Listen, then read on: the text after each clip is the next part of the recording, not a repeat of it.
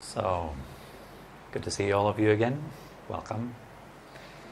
Now, this week's topic are the four divine abidings, so-called four Brahmaviharas, which is about kindness, compassion, sympathetic joy, and equanimity.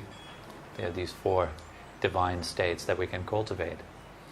And so in the first talk today, I'm going to cover the first two, which is kindness and compassion, and in the next talk I'm going to cover the next two, second pair.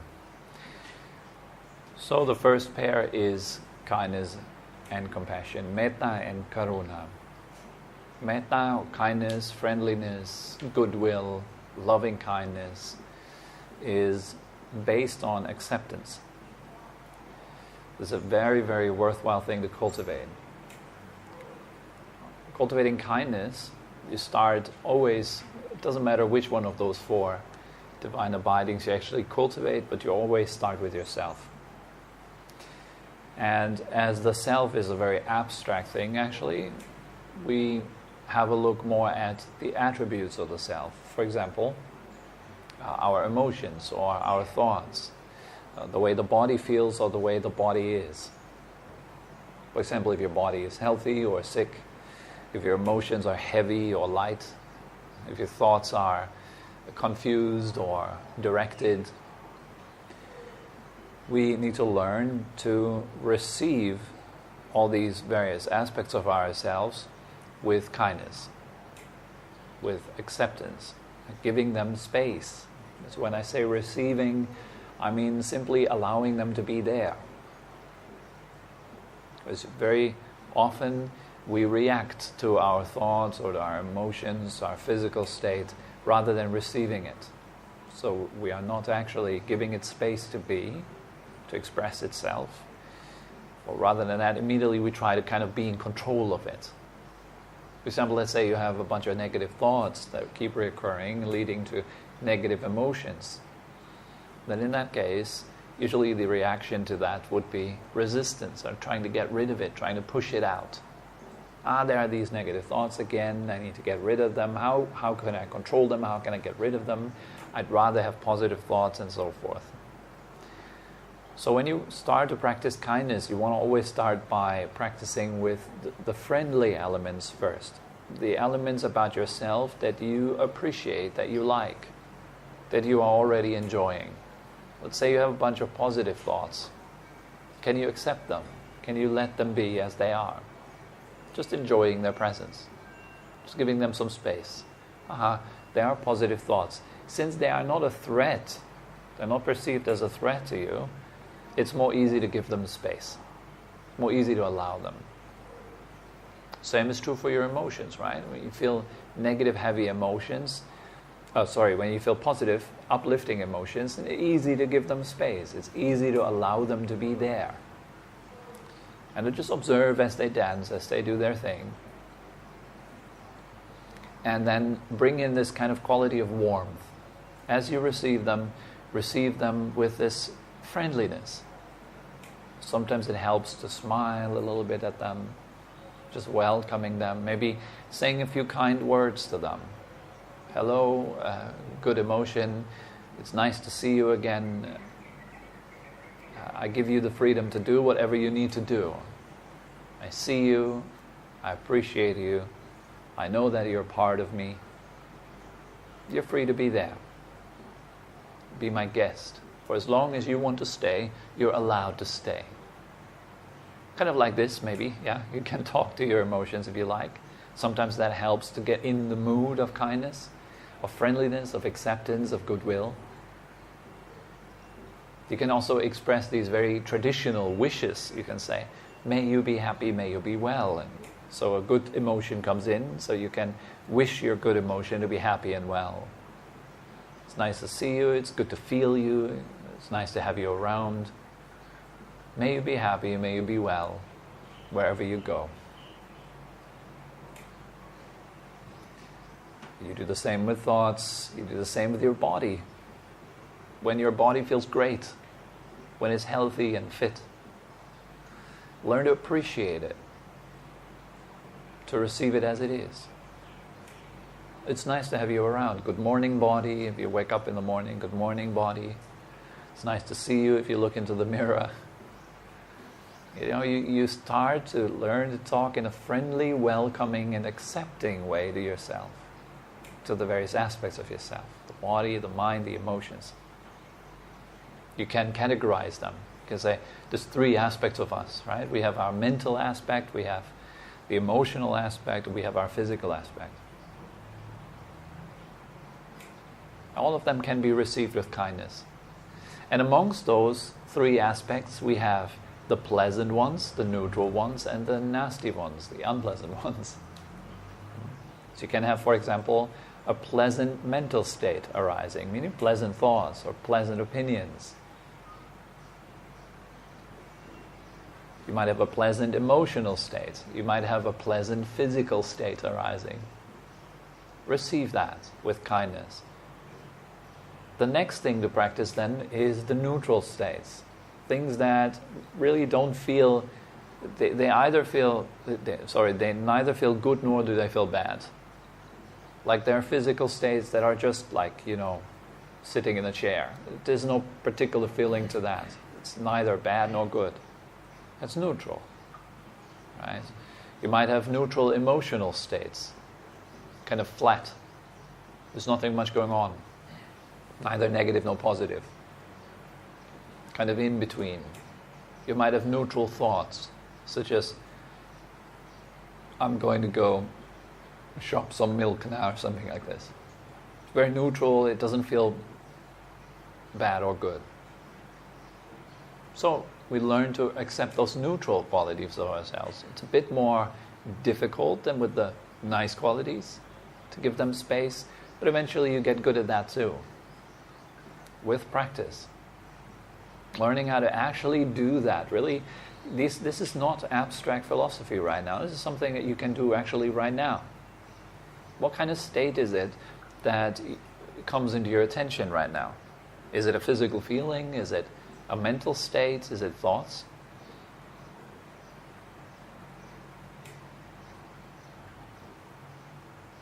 And then receive it. Kind of be kind to it a little bit. Smile at it, welcome it. Say a few nice words to it. Something to be done here and now.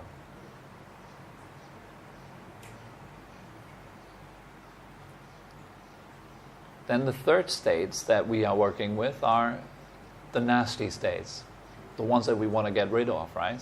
They're the most difficult ones. So let's say a negative emotion comes in, like worry or anxiety. Can you receive that too? Well, chances are, if you have trained with the positive ones and the neutral ones to accept them, that it's going to be a bit more easy also to accept the negative ones. Because you are getting better at accepting things the more you train it.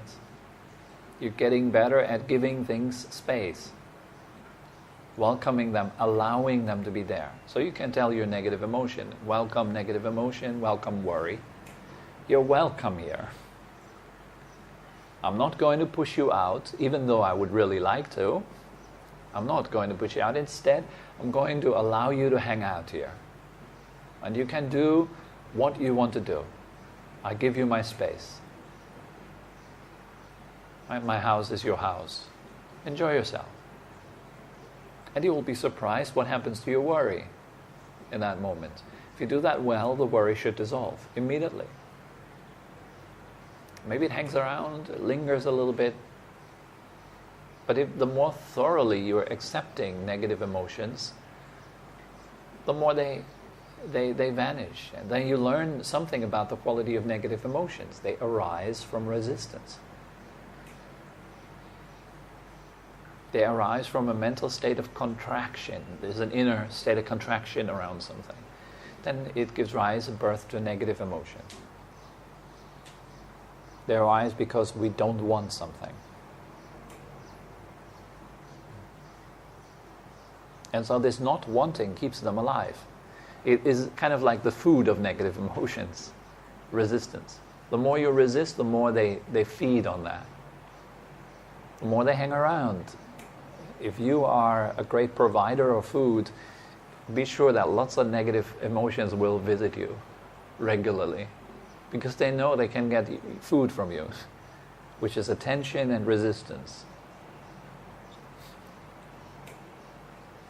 And so here we are exchanging one of those aspects. We're still giving them attention, yet it's not an attention that is coupled with resistance. It's an attention that is kind of filled with kindness. It's welcoming. So you say thank you to your worries. Thank you for coming. There might be aspects inside of yourself that are very critical. Can you allow that aspect to be there? Hello, critical mind. It already takes out the edge of it. If I'm speaking like that, hello, critical mind, it already makes it a bit more soft. If at least just a tiny bit. But there is a bit more softness already there. Hello. Welcome. You want to hang out here? Fine. I still have a hard time with you hanging out here. I admit that, but I kind of want to make the first step. So it's nice that you are here so I can learn to give you some space. I can learn to accept you. And I can thus actually grow in strength, inner strength. Kindness is a great power.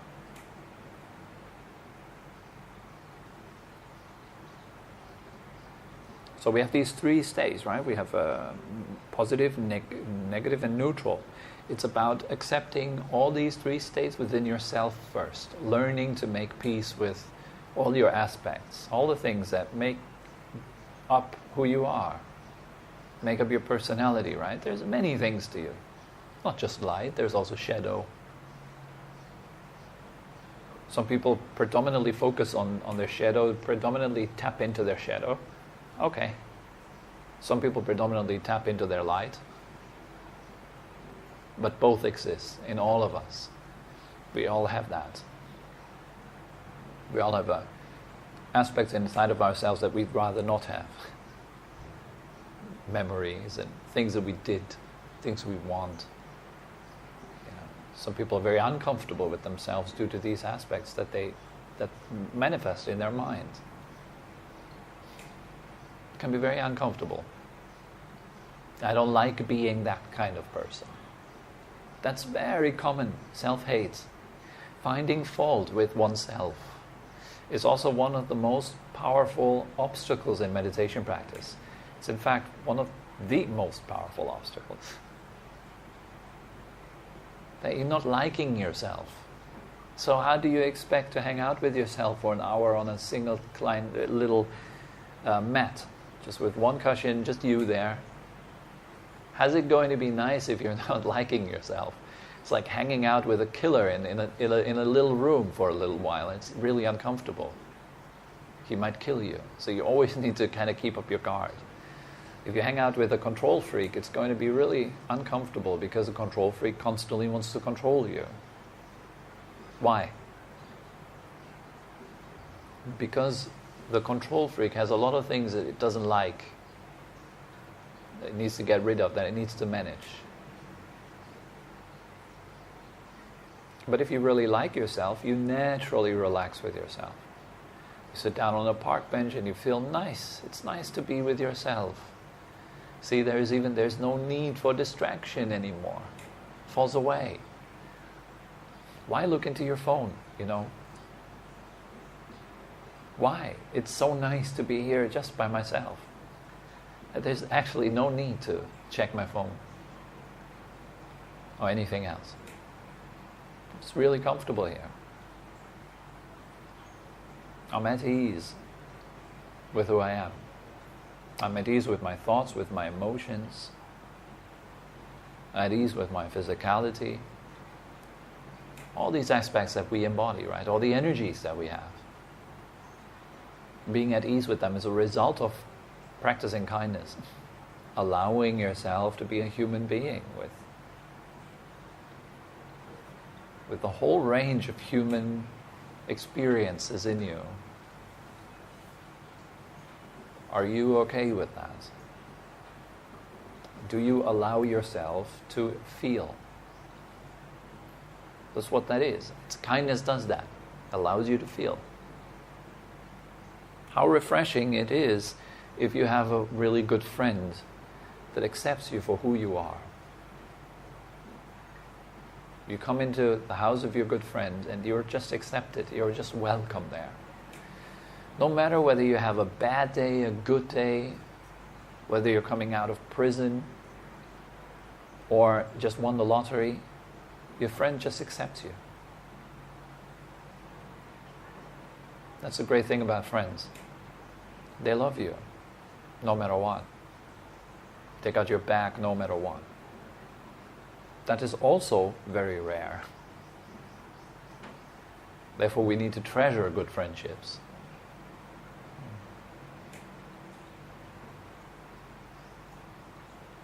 It's important. The people around you are inspiring through their acceptance of you. That is very inspiring. It's uplifting. Somebody just taking you for who you are. That can reach very profound levels. I've met people who have such a degree of acceptance that it brings me to tears when I'm with them. I feel so profoundly, deeply accepted. It's pretty amazing. With all my flaws and all my mistakes, and nothing matters. There's someone that sees right into my heart and fully accepts everything. It's amazing. It's one of the most beautiful encounters. There's not one bit of judgment there. Just pure openness. If you ever have the chance to meet such a person in your life, take it.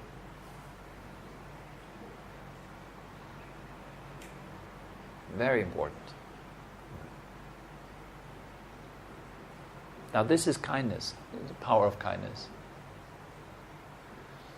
Kindness very often is defined as the wish for someone to be happy. I say someone because it includes yourself. May I be happy, may I be well. What's the cause of kindness? Well, the understanding that this is all I really want, actually. I want to be at ease. I want to be fulfilled. I want to be happy. I want to be well. It's all I want. It's everything I do is for that sake. May I be happy and may I be well. So if I become conscious of that wish, that is a big power also. Knowing like, yeah, it's not about the money, it's not about the relationship, it's not about this or that. It's about happiness and being well, being at ease. It's all about that. We have just learned that happiness comes with consumption. It's just an unfortunate learning. Happiness doesn't come with consumption. It comes with being. The more pure your being, the happier you are. It's a very natural facet of our being, actually, happiness. It's not something that you add on to yourself. It's something that you are. When all the rubbish falls away, that's left. Happiness is left. Happiness is a direct result of letting go. The more you let go, the happier you become. The more you are at ease, the happier you are. I'm not talking about the nervous kind of happiness that you get when you're excited, looking forward to something. Not that kind of. That's kind of like joy. But like a deeper experience of being at peace with what is, the way it is, who you are. It's a result of kindness.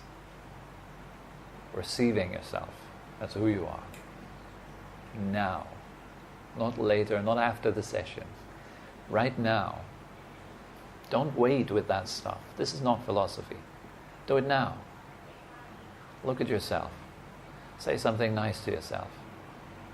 Look at yourself with soft eyes. Kind. Welcoming. Loving. Caring.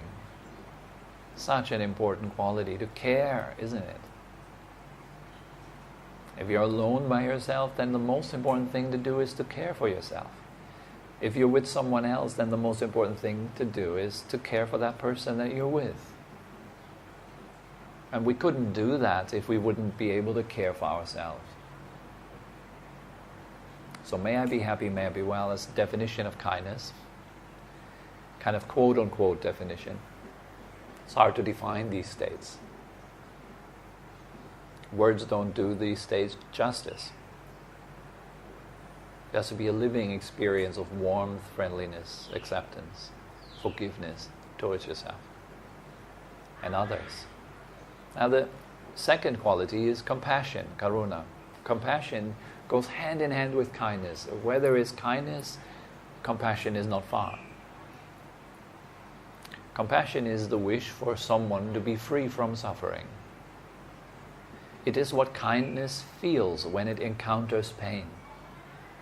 When it encounters pain within yourself or in others around you, then kindness is steered up into compassion. It transforms into compassion.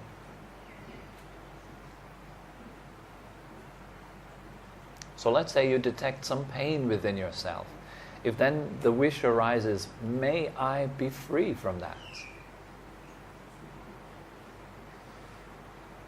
May I liberate, now here is a mixture of compassion and kindness. May I liberate my pain from my harassment. And may I liberate myself from the pain. It's twofold. You need to let go of your pain, meaning you need to be kind to your pain. And you need to be kind enough to yourself so that you get out of it. Both is important. Not getting rid of the pain so I can be happy and healthy, but also including your pain, being nice to your pain too. Recognizing it, seeing that yes, pain is a part of life. It is normal. It is natural. It's okay to be in pain.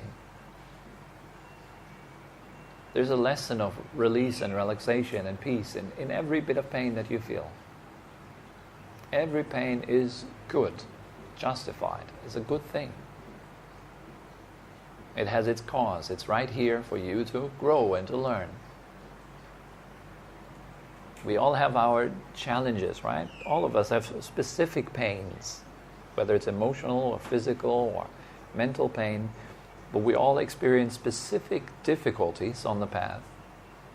And all of these specific things are your challenge. They are something for you to learn to accept. Maybe you suffer from fear. Maybe you can't sleep because you're angry. So here is your specific lesson. Here's an aspect of yourself that desperately wants you to accept it and love it. But maybe you don't have the maturity just yet to accept it. Maybe your spaciousness is not vast enough yet to accept that state. So start preparing yourself. Train so you can eventually accept that state. So you start with lesser states, with things that are less difficult for you. Learn to accept them. Let them be. That means acceptance. Let them be. There's nothing to do about it. And then learn that it's okay to feel that pain. It's part of life. It has its cause. Maybe it's a trauma that you've experienced. Like when Pan, my wife, when she sees a snake, she goes into a very painful, fearful state. It's like panic. She gets panic when she sees snake. At least it was like this before. Now it's much better. And so that is a trauma. The snake in itself has more fear of her probably than she has of the snake. For the snake, it's a life-threatening giant that approaches it. Huge. We could step on it or just kill it so easily. For the snake, it's a life or death thing. For us, it's kind of like a fear that arose from some trauma that we had in our childhood or something like that. And she did have one. It was like walking through the fields and all of a sudden a snake popped up in front of her and she kind of froze in shock there, and that stayed with her. So now she has that trauma. Now, here it's important to learn to accept that. Not trying to get rid of it, but seeing that it's there, first of all. And giving it some space. Feeling it, experiencing it. Some people, they say meditation is escapism. It is anything but. It's the opposite of escapism. Escapism is your phone. Watching the movies, that's escapism. Conversations, endless conversations, that is escapism. You changing your posture when you're in pain is escapism. We're all constantly trying to escape misery, all the time. Everything we do is escapism. Meditation is the opposite. You're challenged to be with it, to learn to understand it. And if it is too difficult for you, then start with things that you can do. Start to accept and invite and allow things that you can allow. No need to go to the major nemesis that you have, your major trauma or something like this, and kind of accept it, trying to accept it. That is not a good idea. I would discourage you from doing that. But accept those things about you that you can accept. And sometimes it's really good and wise to seek out help, to have a spiritual friend at your side, guiding you through the stages of accepting something that you can't accept by yourself yet. That's why it's good to be in a spiritual community, to have people around you practicing the same thing, to have a teacher who can encourage you and guide you and inspire you to do it right. We all need that. So compassion, the wish for someone to be free from suffering, that means you have to comprehend suffering. You have to understand suffering. Therefore, true compassion is only then active when you have fully seen beyond suffering. When you have awakened, at least momentarily. When you have fully looked through suffering, then that's the arising of compassion. You fully understood it. Because then naturally you can see that most people suffer so unnecessarily. And since you know the way out, your compassion becomes very strong.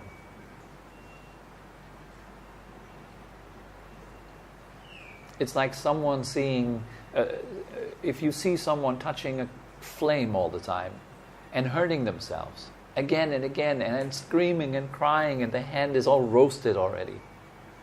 But they just keep doing it. And all they would need to do is stop it. And then they could heal. It's like this. Another example could be like seeing a bunch of people singing and dancing with blindfolds next to a cliff. And they're all happy and sing and dance and enjoy life and all that, but they do it just, they're dancing towards the cliff. That is compassion. And it's like something inside of you is like, take the blindfold off. Don't you see where you're walking? That is then very strong compassion. You understand that everything in life is subject to cessation. Therefore the Buddha recommends frequently to go through the 5 recollections, which is 1. I am subject to old age. I will definitely get old. Contemplate it really well. What does that mean, old age? Losing your youthfulness. Look at old people. Visit old people's homes. Ask them, how is it like to be old? Do you like it? Do you enjoy it? Compared to you being 20 years old, how do you feel right now? Is it better or worse? How about your body?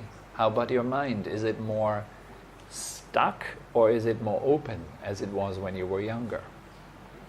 Are you adapting easily to new environments or not? That's all ahead of us. Hopefully, we will get to the point where we get old. The second point to reflect on is, I will get sick. I'm subject to illness. I have not gone beyond illness. Contemplate that really well. Look at people who get ill. The big diagnosis, cancer, terminal. What would that mean for you? Because we're heading there. The mind just doesn't want to look at it. It says, no, me not. I'm not. Maybe everyone else gets cancer, but I eat salad every day. I don't get it. And I exercise every day. I don't know, not me. I eat ketogenic diet. No, not me. I'm full of energy. I'm vibrant. I'm young. I'm healthy. You'll get there. It's very likely. How many people get cancer nowadays? It's very likely you get it. Are you ready? We love to avoid the facts. We love it. We love to create this illusion of in the future I'll be happy ever after, everything will be nice and fine. Not really. It'll get worse. Your body will get worse, the mind gets worse, your memory gets worse, your movement gets worse and worse until the point that you die. That's the third point to reflect. I will die. I'm subject to death. There's absolutely no certainty in life. Are you ready for that? If death came into that door right now, pulled you out on your legs, would you be okay with that? Many people, again, they're in denial. They love to think that they are ready for it. Yeah, I'm okay with death. I hear that so often. I'm all right with that. I could die. Would you be willing to put it to the test? Right here and now. Or does that make your heart sink? Be honest. It does for me, and I've been reflecting on death for a long time. I'm born with genetic disorder. For me, death is a very real thing every day. It's why I'm doing what I'm doing. And I still fear it.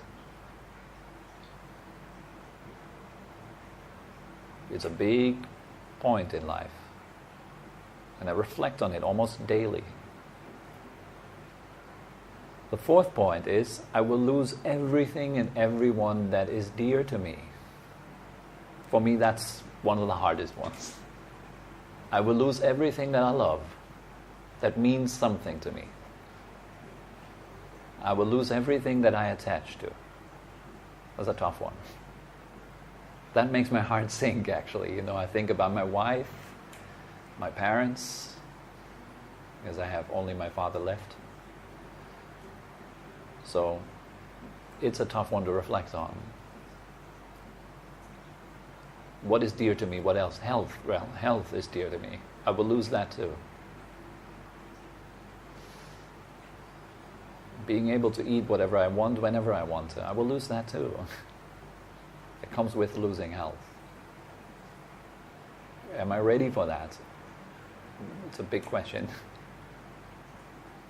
And the final and fifth point to contemplate on is, I'm the owner of my actions and heir to my actions. It points really to the importance of what you do right now, right here. Because everything you do has a result. Everything you do comes from a cause. It matters what we do. Very important. It matters who you are through your actions. And having contemplated well on these first 4 points, you understand that life that we're in, the pleasures that we have are very temporary, very fleeting, and very unreliable, and always come with a downside. When you understand that, it's kind of like the beginning of compassion. May I be free from these major sufferings. May I be free from that stress.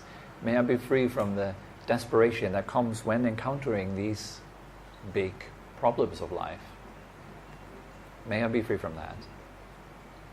May I be at ease when I get the diagnosis. May I be at ease when I'm about to die. May I be at ease when I get old. And may I act really, really well in such a way that it is inspiring both to myself and others. May I, in other words, really short, may I spend my life well. Now that is kindness. You're being really kind to yourself now. you're saving yourself from heaps and heaps of trouble. That when you don't see these things, usually we get into a lot of trouble during our lifetime.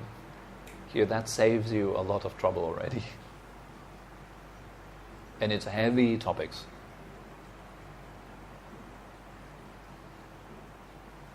And sometimes it's very important to hear these heavy topics and to reflect on them together. Because they create the real wish for proper spiritual practice. And we're not doing it out of a fad, it's fashion to meditate now or something like that. We do it from a deep movement. I really want to free myself from suffering, from stress. I would love to be at ease. Now that's the beginning of compassion. And both kindness and compassion, they create the path. They are the path. You're helping yourself, you're caring for yourself profoundly. You're really being there for yourself through all the difficulties of life that we all experience. You are a reliable friend to yourself. When everyone else leaves you, you're still there for yourself. When everything else leaves you, things that are dear to you, you're still there for yourself. You're still encouraging yourself. You're still giving yourself power. You're still kind and warm to yourself. So kindness gives you a refuge. It is a very powerful antidote to fear. It takes away fear. The more you rely on kindness, the less fearful you are.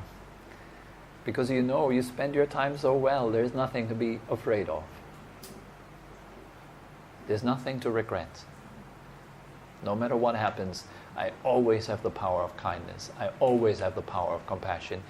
Let that be the way that I respond to life and myself, now and in the future. But it's a nice prayer to do before you start meditating.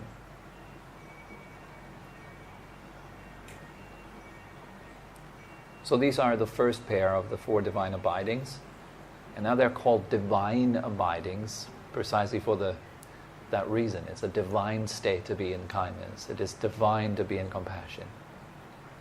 It's one of the most pure, or 2 of the most pure motivations that can be found throughout this universe. Kindness and compassion. There's nothing as powerful as that in the conditioned realm. Okay? So, that's all that comes to mind for the first 2 today. Next Saturday next Monday we go to the second pair, sympathetic joy and equanimity. Are there any questions?